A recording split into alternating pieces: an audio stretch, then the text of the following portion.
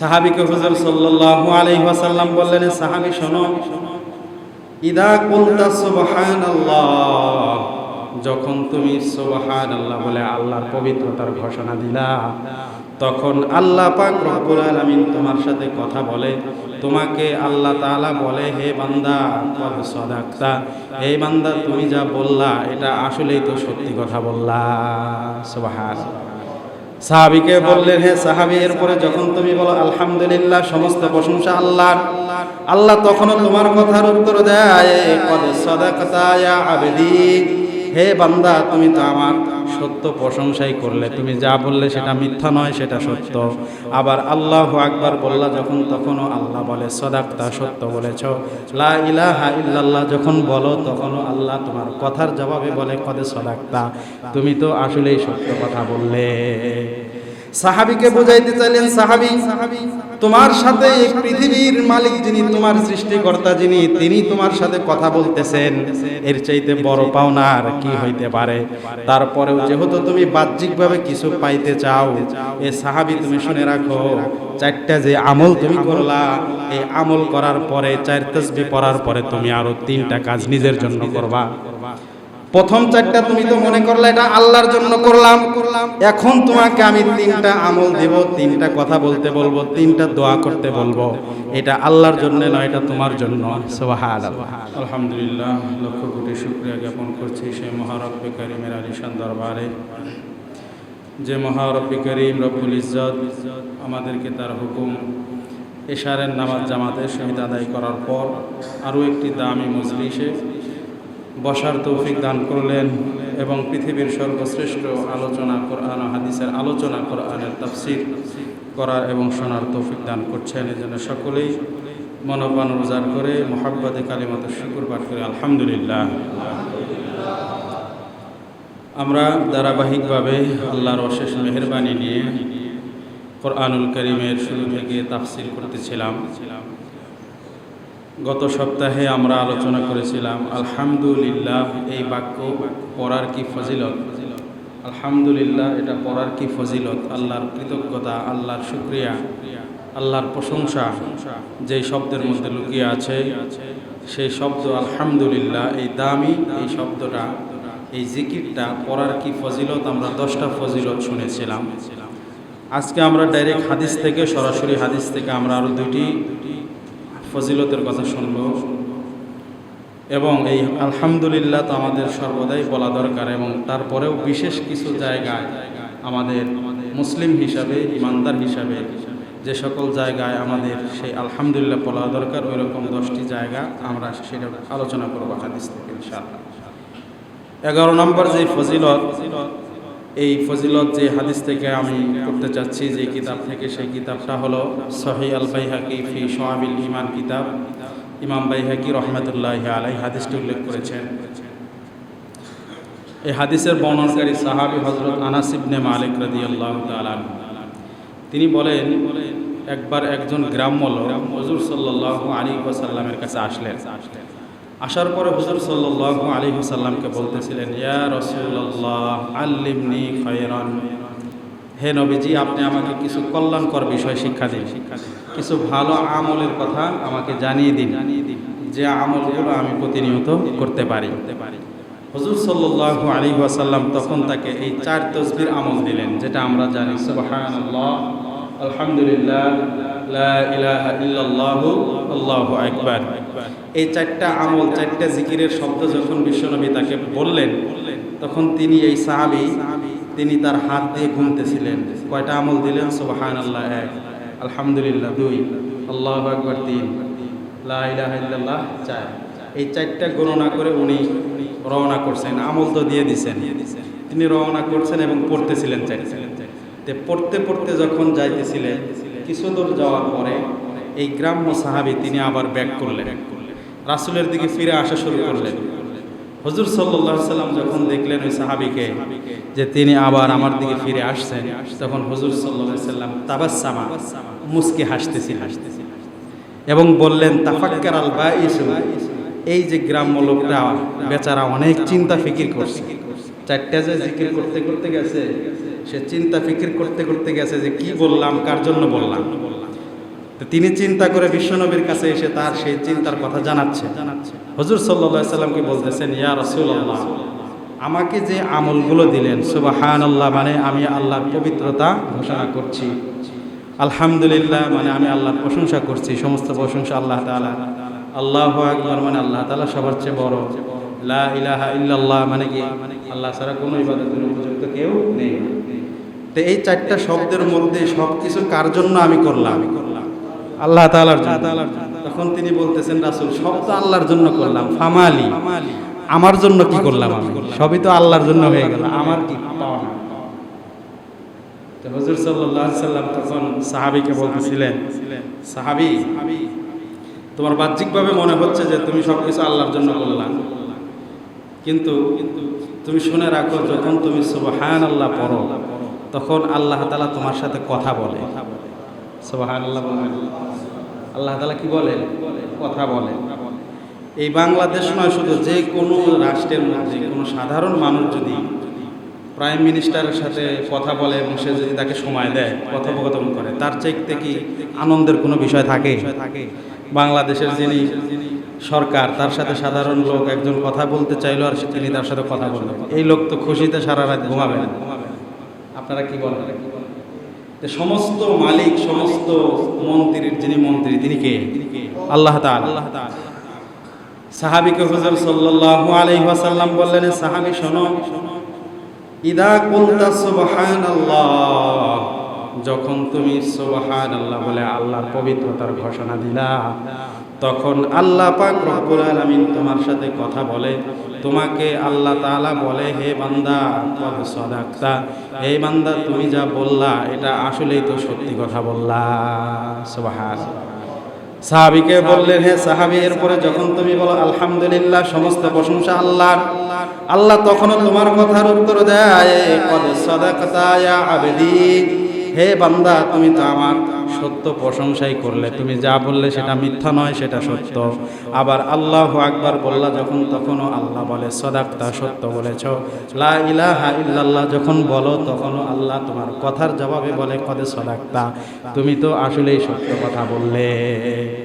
সাহাবীকে বুঝাইতে চাইলেন, সাহাবী, তোমার সাথে এই পৃথিবীর মালিক যিনি, তোমার সৃষ্টিকর্তা যিনি, তিনি তোমার সাথে কথা বলতেছেন, এর চাইতে বড় পাওনা আর কি হইতে পারে? তারপরেও যেহেতু তুমি বাহ্যিকভাবে কিছু পাইতে চাও, এ সাহাবী তুমি শুনে রাখো, চারটা যে আমল তুমি করলা, এই আমল করার পরে, 4 তাসবিহ পড়ার পরে তুমি আরো 3টা কাজ নিজের জন্য করবা। প্রথম 4টা তুমি তো মনে করলে এটা আল্লাহর জন্য করলাম, এখন তোমাকে আমি 3টা আমল দেব, 3টা কথা বলতে বলবো, 3টা দোয়া করতে বলবো, এটা আল্লাহর জন্য নয়, এটা তোমার জন্য। সুবহানাল্লাহ। সাহাবী তখন তো মনে মনে খুশি, যাক আমি যে প্রশ্ন করছিলাম যে সব তো আল্লাহর জন্য করলাম, এখন রাসূল আবার 3টা আমার জন্য। সাহাবীকে তখন বললে, সাহাবী, এই 4টা যখন তুমি করলা, আল্লাহর সাথে তোমার একটা কথোপকথন হয়ে গেল, আল্লাহর সাথে একটা গুড কানেকশন তৈরি হয়ে গেল। এখন তুমি আল্লাহর কাছে 3টা যে দোয়া করবা, 1 নাম্বার বলবা আল্লাহুম্মা গফিরলি, একটু পড়েন, আল্লাহুম্মা গফিরলি। এটার অর্থ হলো, হে আল্লাহ আপনি আমাকে ক্ষমা করে দেন। এই দোয়াটা তুমি করবা, এই 4টা জিকিরের পরে এই দোয়া করবা, প্রথম আল্লাহুম্মা গফিরলি, হে আল্লাহ আমাকে মাফ করে দেন। এই কথা যখন তুমি বলবা, ওই 4টা জিকিরের এত দাম, ওই 4টা জিকিরের কারণে আল্লাহর সাথে তোমার এত ভালো সম্পর্ক হয়েছে, তোমার প্রতি আল্লাহ এত সন্তুষ্ট হয়েছে, তুমি যখনই বলবা আল্লাহুম্মা গফিরলি, হে আল্লাহ আমার গুনাহ মাফ করে দেন, তখন সাথে সাথে আল্লাহ তাআলার পক্ষ থেকে আল্লাহ উত্তর দেয়, কদ ফালতু, এরে বান্দা তুমি যেটা আমার কাছে চেয়েছো, যাও যাও আমি তোমার জিন্দেগীর গুনাহ মাফ করে দিলাম। 2 নাম্বার তোমার যে চাওয়া, তুমি 2 নম্বরে আল্লাহর কাছে দোয়া করবা, আল্লাহুম্মারহামনি, ও আল্লাহ আমার তো আপনার রহমতের দরকার, আপনার দয়া দরকার, আপনার দয়া ছাড়া তো কেউ বাঁচতে পারে না। ও আল্লাহ আমার উপরে আপনার দয়ার ভান্ডারটা খুলে দেন। এটাও যখন তুমি বলবা বান্দা, তখন আল্লাহর সাথে সাথে জবাব দেয়, কদ ফালতু, এরে বান্দা আমি তোর জন্য আমার রহমতের সব দরজা খুলে দিলাম। 3 নাম্বার যে দোয়া বিশ্বনবী শিখালেন, 3 নাম্বার বলতে বললেন, সাহাবী তুমি বলবা আল্লাহুম্মারযুকনি, হে আল্লাহ আপনি আমাকে রিজিক দেন। রিজিকের মালিক কে? আল্লাহর কাছে যখন তুমি রিজিক চাইবা, এটাও চাইতে তোমার দেরি, আল্লাহ তাআলা সাথে সাথে উত্তর দেয়, কদ ফালতু, রে বান্দা তোর জন্য রিজিকের দরজাগুলো আমি প্রশস্ত আর খুলে দিলাম। এখান থেকে আমরা কি বুঝতে পারলাম? আলহামদুলিল্লাহ যে আমরা বলি, এখন থেকে যখন আলহামদুলিল্লাহ বলবো, এটা মাথায় নিয়ে আসবো যে আমি আলহামদুলিল্লাহ বলার সাথে সাথে আল্লাহ আমাকে কি যেন বলতেছে, এই বান্দা তুমি কিন্তু সত্য বলছো। এটা আমাদের মাথায় নিয়ে আসবে। আল্লাহ তাআলার সাথে আমার কি হচ্ছে? কানেকশন হচ্ছে, কথোপকথন হচ্ছে। আমি যখনই পড়ি আলহামদুলিল্লাহ, আমার আল্লাহ কি বলে, এই বান্দা তুমি সত্য বলেছো। এই চারটা জিকির যখন করব, করার পরে আমাদেরকে আরো তিনটা আমল শিখালেন, যে তিনটার মধ্যে আমাদের নিজের জন্য কিছু চাওয়া পাওনা রয়েছে। সাহাবীকে যখন এটা শিখালেন, তখন সাহাবী খুশিতে প্রথমে 4টা গুনছিলেন না হাত দিয়া, এখন ওই বাকি 3টা 7টা মিলে গুনতে গুনতে উনি এই 7টা একসাথে পড়তে পড়তে বাইরের দিকে রওনা দিয়েছেন। আজকেও আপনারা এই 4টায় মিলে আর সাথে পরের 3টা তাফসীর শেষ হওয়ার পরে এটা পড়তে পড়তে যাইতে পারবো না ইনশাআল্লাহ? সাহাবীর মতো গুনতে গুনতে যাব যে আল্লাহ রাসূল 4টা তো আল্লাহ তাআলার জন্য, আর 3টা কার জন্য? আমার জন্য। এটা আমরা পড়ব। 3টা আমার জন্য। 1 নাম্বার কি? আল্লাহ, আল্লাহুম্মা গফিরলি। 2 নাম্বার কি? আল্লাহুম্মা আরহামনি। 3 নাম্বার কি? আল্লাহুম্মা আরযুকনি। এই 3টা আমাদের দরকার আছে না? গুনাহ মাফেরও দরকার, আল্লাহর রহমতেরও দরকার, রিজিকেরও কি দরকার আছে। 3টা আমরা করব। 12 নাম্বার যে ফজিলত, সেটা হলো বান্দা যখন নাকি কৃতজ্ঞতা প্রকাশ করে, আলহামদুলিল্লাহ বলে, যে সমস্ত প্রশংসা আল্লাহ আপনার, সমস্ত কৃতজ্ঞতা আপনার, এই বাক্যটুকু যখন বলে, এটার দ্বারা কৃতজ্ঞতা আদায় হয়। এই কৃতজ্ঞতার এই শব্দ উচ্চারণ যখন কোনো বান্দা বলে, আল্লাহ পাক রব্বুল আলামিন তার কোরআনের মধ্যে ওয়াদা করছেন, লা ইন শাকারতুম লা আযীদান্নাকুম ওয়া লা ইন কাফারতুম ইন্না আযাবি লাশাদীদ।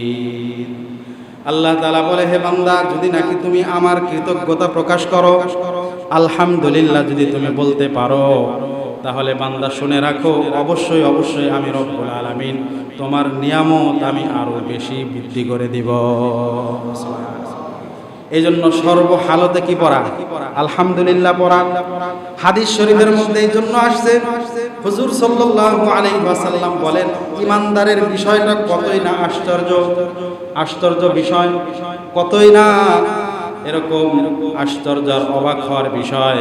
কয়েকজন ইমানদারের কাছে যখন কোনো নিয়ামত পৌঁছে যায়, তখন সে পড়ে আলহামদুলিল্লাহ, এটাও তার জন্য সওয়াব হয়। আবার যখন তার উপর কোনো মুসিবত এসে যায়, তখন সে পড়ে ইন্না লিল্লাহ এবং ধৈর্য ধারণ করে। এই ধৈর্য ধারণ করার দ্বারা বান্দার আমলনামায় সওয়াব লেখা হয়। তাহলে ইমানদারের দুনো অবস্থায় কি কল্যাণকর। খুবই আশ্চর্যের বিষয় যে সে ডাইনে গেলেও সওয়াব, বামে গেলেও সওয়াব, বিপদ আসলেও সওয়াব, আবার যদি নিয়ামত আসে তাতেও কি হয়? সওয়াব হয়, সওয়াব আর সওয়াব।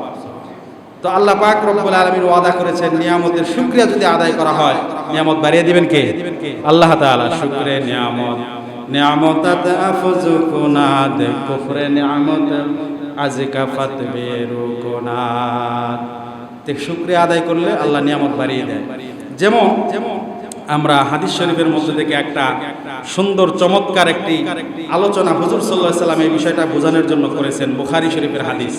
বুখারী শরীফের মধ্যে আসছে, হুজুর সাল্লাল্লাহু আলাইহি ওয়াসাল্লাম সাহাবীদেরকে সামনে রেখে বলতেছিলেন, সাহাবীরা, তোমাদেরকে আমি বলি, শোনো, ইন্না সালাসাতা নাফারিন ফি বানি ইসরাঈল। আগের যুগে বনি ইসরাইলের মধ্যে 3 জন ব্যক্তি ছিল। কয় ব্যক্তি? 3 ব্যক্তি। এক ব্যক্তির সমস্যা হলো তার গায়ে শ্বেত রোগ, ফটকা রোগ আছে না, সাদা হয়ে যায়, শ্বেত রোগী। দ্বিতীয় লোক হলো তার মাথায় চুল নাই, টেকো ব্যক্তি, টাক মাথায়। তৃতীয় ব্যক্তি হলো তার চোখ নাই, অন্ধ ব্যক্তি। তো আল্লাহ পাক রব্বুল আলামিন একবার ইচ্ছা করলেন, বিশ্বনবী বলতেছেন, আল্লাহ একদিন ইচ্ছা করলে এই বনি ইসরাইলের এই 3 ব্যক্তিকে আল্লাহ পরীক্ষা করবে। নিয়ামত দিয়েও আল্লাহ পরীক্ষা করে, বিপদ দিয়েও কে পরীক্ষা করে? আল্লাহ তাআলা পরীক্ষা করে। তো এই 3 ব্যক্তির কাছে আল্লাহ তাআলা ফেরেশতা পাঠালেন মানুষের আকৃতি দিয়া, যে ফেরেশতা তুমি যাও তাদের কাছে গিয়ে তাদেরকে কিছু জিজ্ঞাসাবাদ করো, তাদের মনের চাহিদা কি।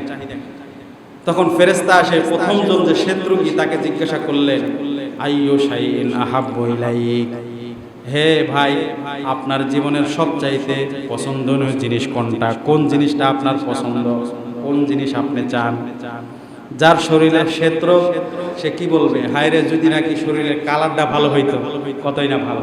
তিনিও সেই কথাই বলছেন, আমার শরীরে যেহেতু ক্ষেত্র, আমার কাছে তো পছন্দনীয় জিনিস হলো লাউনুন হাসানুন ওয়া জাসাদুন হাসানুন, আমার কাছে পছন্দনীয় জিনিস হলো হ্যাঁ আমার যদি শরীরটা কি হতো, কালারটা ভালো হতো, আমার এই ক্ষেত্র যদি কি যাইতো, চলে যাইতো, এটা আমি পছন্দ করতাম। তখন সেই ফেরেশতা তার শরীরের মধ্যে হাত বুলিয়ে দিলেন। হাত বুলিয়ে দেওয়ার সাথে সাথে ওই ব্যক্তির ক্ষেত্র ভালো হয়ে গেল। সুবহানাল্লাহ।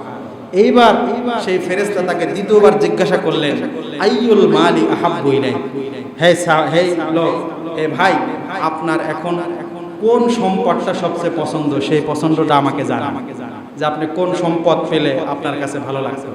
তখন তিনি বললেন, আমার কাছে পছন্দনীয় সম্পদ হলো উটনি। এই কথা যখন বলেছেন, তখন ওই ফেরেশতা তাকে একটা উটনির ব্যবস্থা করে দিলেন, গর্ভবতী উটনির ব্যবস্থা। এই ব্যবস্থা করে দিয়ে তাকে বললেন, ইবারাকু লাকা ফিহা, যে তোমার এই উটনির মধ্যে বরকত হোক, আল্লাহ তাআলা ভরপুর বরকত দান করুন। এই কথা বলে তিনি সেখান থেকে চলে আসলেন তার কাছ থেকে।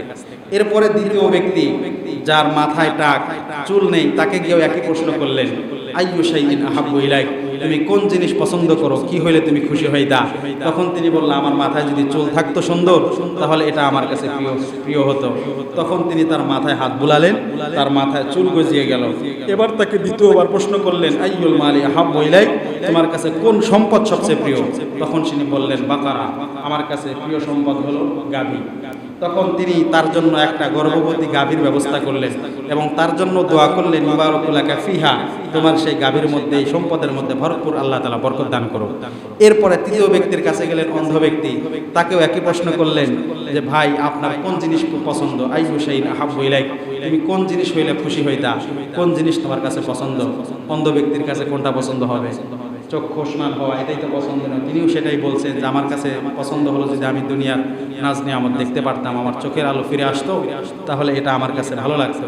তখন তিনি তার চোখের মধ্যে হাত বোলালেন, তার চোখের মধ্যে আল্লাহ তাআলা দৃষ্টিশক্তি ফিরিয়ে দিলেন। এরপরে তাকে দ্বিতীয় প্রশ্ন ওটাই করলেন যে তোমার কোন সম্পদ পছন্দ? তখন তিনি বললেন, আমার কাছে পছন্দ হলো ছাগল আছে না, এই ছাগল, বকরি। তখন তার জন্য একটা গর্ভবতী বকরির কি করা হলো, ব্যবস্থা করা হলো। ব্যবস্থা করে তার বকরির জন্য দোয়া করলেন যে তোমার এই সম্পদের মধ্যে আল্লাহ বরকত দান করুন। এইভাবে ওনাদেরকে এটার ব্যবস্থা করে দিলেন, তিনি চলে গেলেন। অনেক দিন হয়ে গেল, যখন হওয়ার পর এই প্রত্যেকের সম্পদের মধ্যে এত বরকত হলো যে প্রত্যেকের এই যাকে উটনি দেওয়া হয়েছে তার উটনির একটা পাল হয়ে গেল বড়, যার দ্বারা মাঠ ভর্তি হয়ে যায়। এবং যাকে গাভী দেওয়া হলো, তার গাভীর দ্বারা অনেক গরু বাছুর হলো, যার দ্বারা একটি পাল হয়ে গেল এবং মাঠ ভরে গেল। যাকে ছাগল দেওয়া হলো, তারও একই অবস্থা, এরকম বরকত হলো যে ছাগলের একটা বিশাল পাল হলো, যার দ্বারা এরকম একটা বিরাট মাঠ ভর্তি হয়ে যায়। মানে দ্বিতীয়বার প্রশ্ন পরীক্ষা করার জন্য আল্লাহ তাআলা ওই ফেরেশতাকে আবার আগের আকৃতি দিয়ে পাঠায় দিলেন। তিনি প্রথমে গেলেন হলো সেই শ্বেতরোগীর কাছে, তাকে গিয়া বলতেছিলেন যে ভাই, আমি তো মুসাফির, আমার বাহন হারিয়ে গিয়েছে, আল্লাহ তাআলার পরে আপনার সাহায্য ছাড়া এখন আমি আমার বাড়ি পৌঁছতে পারবো না। আপনি যদি আমাকে একটা আপনার উটনি থেকে একটা উটনি দিতেন, বাহনের ব্যবস্থা করে দিতেন, তাহলে আমি একটু বাসায় যেতে পারতাম। এই কথা যখন বলেছে, তখন সেই লোক বলতেছে, উত্তর দিছে, না, আমার তো অনেক খরচ, আমার খরচের শেষ নাই, আমি আপনাকে সহযোগিতা করতে পারতেছি না। এই কথা যখনই বলেছে, তখন সেই ফেরেশতা তাকে বলতেছিল, আপনাকে তো চিনা চিনা লাগতেছে, আপনি কি সেই ব্যক্তি নন যার গায়ের মধ্যে শ্বেতরোগ ছিল? আপনি কি সেই ব্যক্তি নন যার এই অবস্থা আসার আগে আপনি দরিদ্র ছিলেন? এই প্রশ্নগুলো যখন নাকি করতেছিল, তখন সেই লোকটা বলতেছিল দম্ভ ভরে যে না, আপনি যা ভাবছেন তা নয়, এই যে সম্পদ দেখছেন, এই সম্পদটা আমি আমার উত্তরাধিকারী সূত্রে পেয়েছি, বাপদাদার সম্পদ। এই কথা যখন নাকি বলেছে, তখন ফেরেশতা তার জন্য একটা কথা বলছে। ফেরেশতা তখন বললেন, ইন কুনতা কাদিবান ফাসাইয়ারাকাল্লাহু ইলা মা কুনতা। এই ভাই, তুমি যে কথা আমাকে এখন বললা, তোমার এই সম্পদ তোমার উত্তরাধিকারী সূত্রে পাওয়া, তোমার এই কথায় যদি তুমি মিথ্যাবাদী হও, তাহলে আমি আল্লাহর কাছে আবদার করি, তুমি আগে যেমন ছিলা, যেই রূপ অবস্থায় ছিলা, আল্লাহ ওই রূপ বানায় দিই। এই দোয়া করে তিনি সেখান থেকে চলে গেলেন। দ্বিতীয় ব্যক্তি যে আছে তার কাছে গেলেন, যে ব্যক্তির মাথায় কোনো চুল নেই, তার কাছে কেউ একই প্রশ্ন করলেন যে কমায় না নিয়ামত কমায় না, বরং নিয়ামতকে কি করে দেন, বহুগুণে বৃদ্ধি করে দেন। তো আল্লাহ পাক রব্বুল আলামিন আমাদেরকে সর্বদাই আলহামদুলিল্লাহ, আল্লাহর শুকরিয়া জ্ঞাপন করা, আল্লাহর কৃতজ্ঞতা, আল্লাহর প্রশংসা, এটা গুণগান গাওয়ার আল্লাহ তাআলা তৌফিক দান করেন। সকলে পড়েন আমিন। তো আমরা এই আলহামদুলিল্লাহ তো সর্ব অবস্থায় পড়বই, কিন্তু বিশেষ কিছু জায়গায় আমাদের সর্বদাই সেটা খেয়াল রেখে সেই আলহামদুলিল্লাহ পড়া দরকার। যেমন 1 নাম্বার, বাদা ফারাগি শুরবি ওয়াল আকলি। আমরা খাবার এবং পানাহার যখন করব, খাওয়া শেষে আমাদের কি পড়া দরকার? আলহামদুলিল্লাহ, আল্লাহর শুকরিয়া জ্ঞাপন করা দরকার। হাদিস শরীফের মধ্যে আসছে, তিরমিজি শরীফের হাদিস, বর্ণনাকারী সাহাবী আবু সাঈদ খুদরি রাদিয়াল্লাহু তাআলা আনহু, তিনি বলেন, কানা রাসূলুল্লাহ সাল্লাল্লাহু আলাইহি ওয়াসাল্লাম ইদা ফারাগা মিন তাআমিহি ক্বালা আলহামদুলিল্লাহিল্লাযী আত'আমানা ওয়া সাকানা ওয়া জাআলানা মিনাল মুসলিমিন। যে আল্লাহ রাসূল সাল্লাল্লাহু আলাইহি সাল্লাম যখন নাকি খাবার থেকে, পানাহার থেকে মুক্ত হতেন, ফারেক হতেন, শেষ করতেন, তখন রাসূল দোয়া পড়তেন, আলহামদুলিল্লাহিল্লাযী আত'আমানা ওয়া সাকানা ওয়া জাআলানা মিনাল মুসলিমিন। সমস্ত প্রশংসা ওই আল্লাহ তাআলার, যিনি তার অনুগ্রহে আমাকে খাওয়ালেন, আমাকে এই খাবার খাওয়ার মতো সুযোগ করে দিলেন, এবং আমাকে পানাহার করালেন, মানে পান করালেন, এবং আমাকে তার অনুগ্রহে তিনি মুসলমানদের অন্তর্ভুক্ত করেছেন। সেই রবের আমি কি করলাম? প্রশংসা করলাম। এই যে দোয়াটা, যেটা আমরা সকলেই পারি। আর একটা দোয়ার কথা হাদিসের মধ্যে আসছে, যে খাবার খাওয়ার শেষে আর একটা ভিন্ন শব্দে দোয়ার কথা আসছে, যে হাদিসের মধ্যে আসছে, হুজুর সাল্লাল্লাহু আলাইহি সাল্লাম বলেছেন যে মান আকালা তুআমান, যে ব্যক্তি খাবার খেলো, ফাকাল আলহামদুলিল্লাহিল্লাযী আত'আমানি হাযা তুআম ওয়া রাযাকানিহি মিন গায়রি হাওলিন মিন্নি ওয়ালা কুওয়া গুফিরা লাহু মা তাকাদ্দামা মিন যামবিহি।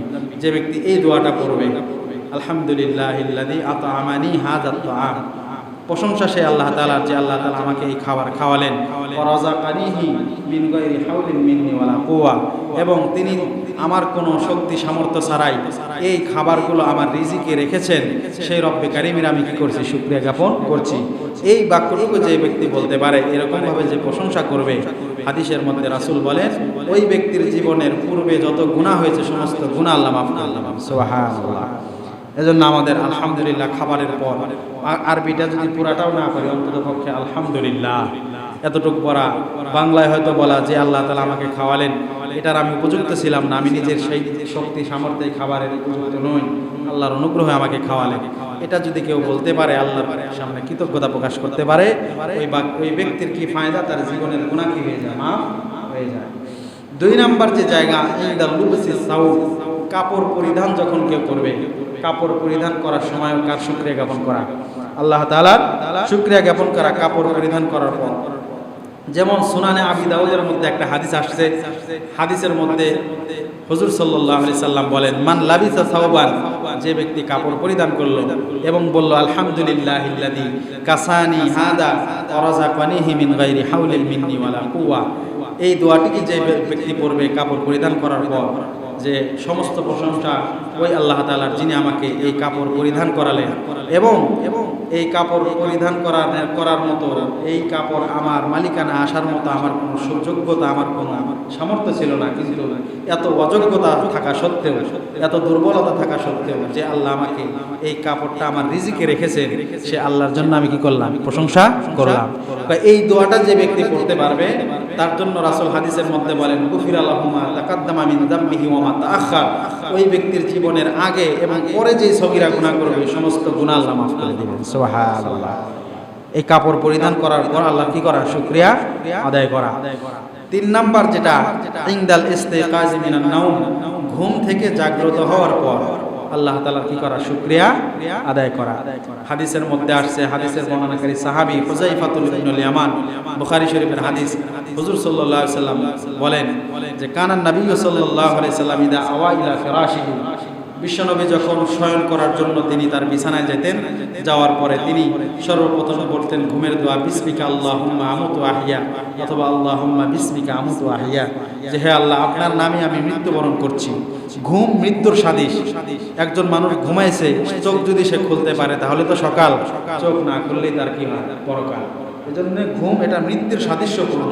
এজন্য এই ঘুমের যে আমরা দোয়া করি, সেখানে এটাই বলছি যে হে আল্লাহ, আপনার নামে আমি মৃত্যুবরণ করছি। এবং আপনার নামেই আপনি যদি আমার হায়াত রাখেন তাহলে আপনার নামেই আমি কি হব, আবার জীবিত হব, মানে ঘুম থেকে জাগ্রত হব।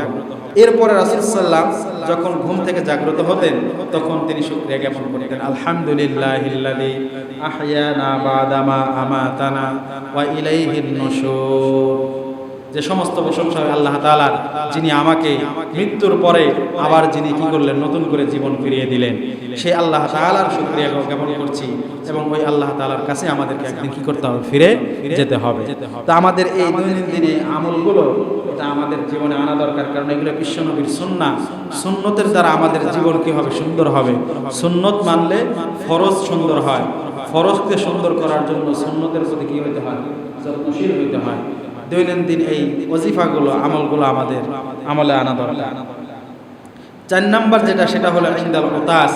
কোনো ব্যক্তি যদি হাসি দেয়, হাসি দেওয়ার সাথে সাথে মুস্তাহাব হলো কি পড়া, আলহামদুলিল্লাহ। কারণ কি? কারণ হলো একজন ব্যক্তি যখন হাসি দেয়, আপনি হাসি দেওয়ার সাথে সাথে আল্লাহ তাআলা তার শরীরের মধ্যে যত রোগ আছে, এরকম হাজার হাজার রোগ আল্লাহ তাআলা হাসির মাধ্যমে আল্লাহ তাআলা শরীর থেকে কি করে দেন, দূরীভূত করে দেন। যে আল্লাহ তাআলা এই হাসির মাধ্যমে রোগ থেকে আমাদের মুক্তি দিলেন, তার শুকরিয়া জ্ঞাপন করা দরকার আছে না নাই? আছে। সেজন্য হাদিসের মধ্যে, বুখারী শরীফের হাদিস, আবু হুরায়রা রাদিয়াল্লাহু তাআলা থেকে বর্ণিত, তিনি বলেন, ইদা আতাসা আহাদুকুম ফালইয়াকুল আলহামদুলিল্লাহ। যে ব্যক্তি হাসি দিল তার জন্য উচিত সে কি বলবে, আলহামদুলিল্লাহ। তার পাশে যে ব্যক্তি তার আলহামদুলিল্লাহ শব্দ বলা শুনবে, তার জন্য ওয়াজিব হয়ে যায় এটা বলা, ইয়ারহামুকাল্লাহ। হাসি যে দিল তার জন্য মুস্তাহাব কি বলা, আলহামদুলিল্লাহ। আর এই আলহামদুলিল্লাহ এই আওয়াজটা, এই বাক্যটা তার পাশে বসে যে শুনলো, তার জন্য তখন ওয়াজিব হয়ে যায় কি পড়া, ইয়ারহামুকাল্লাহ। মানে হে আল্লাহ, আল্লাহ তাআলা আপনার উপর কি করুক, রহম করুক, দয়া করুক। এটা যদি সে আবার জোরে পড়ে ইয়ারহামুকাল্লাহ, তাহলে তখন যে ব্যক্তি আবার হাসি দিয়েছে সেও তার জন্য একটা দোয়া করবে, ইয়াহদিকুমুল্লাহ ওয়া ইউসলিহু বালাকুম। যে আল্লাহ তোমাকে হেদায়েত দান করুক এবং তোমার সমস্ত সমস্যা, সমস্ত কিছুকে আল্লাহ তাআলা সমাধানে নিয়ে আসেন। এই দোয়াটুকু কি করা, তার জন্য করা। তো সময় অনেক হয়ে গেছে, অনেকে আসছেন। এই আলোচনা যেগুলো আছে 10টা আমি এখানে কোট করেছিলাম, এটা পরবর্তী সপ্তাহে ইনশাআল্লাহ আমরা আলোচনা করব। আল্লাহ তাআলা আমাদের এই পর্যন্ত যতটুকু আমরা আলোচনা করলাম, যে আমাদের প্রত্যেকটা হালতে, প্রত্যেকটা অবস্থায় আমরা যেন আল্লাহ তাআলার কৃতজ্ঞতা প্রকাশ করতে পারি, সেই তৌফিক আমাদেরকে আল্লাহ তাআলা সকলকে দান করুন। সকলে পড়েন আমিন। ওয়া আখিরু দাওয়ানা আলহামদুলিল্লাহি রাব্বিল আলামিন। আসসালামু